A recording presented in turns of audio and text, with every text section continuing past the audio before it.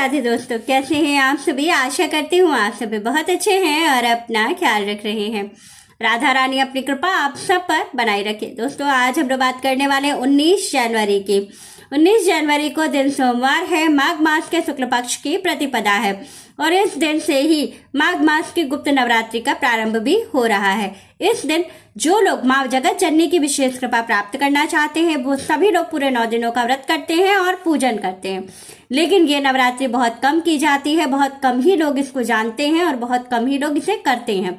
लेकिन आप एक काम जरूर कीजिएगा, जो ये उपाय बताने वाली हूँ, 7 चने की दाल, 1 देशी घी का दीपक, ये आपको करोड़पति बना सकता है।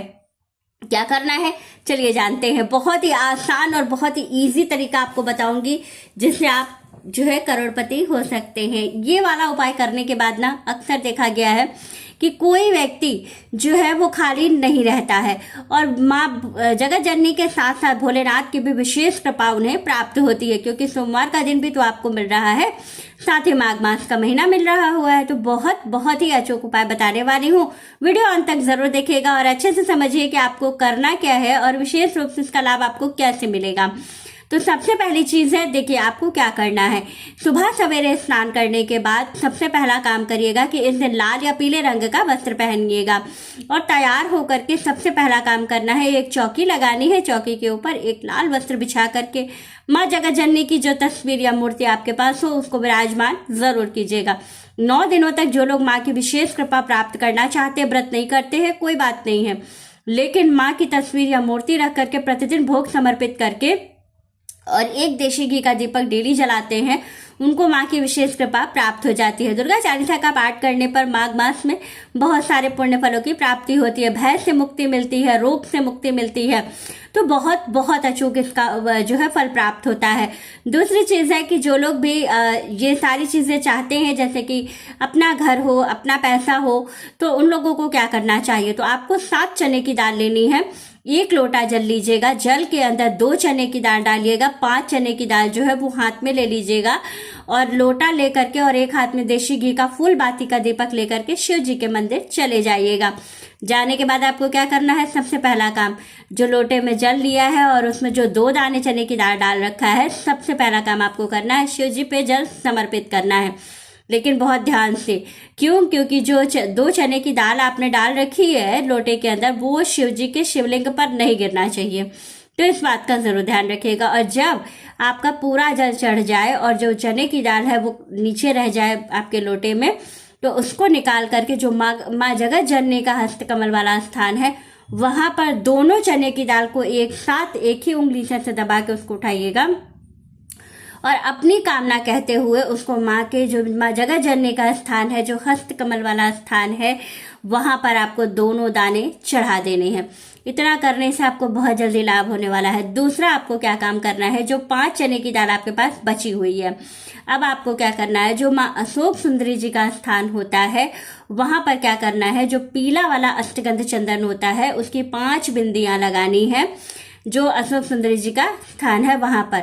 और 5 बिंदी लगाने के बाद उसी बिंदी के ऊपर आपको 1 चने की दाल अपनी कामना कहते हुए रख देना है।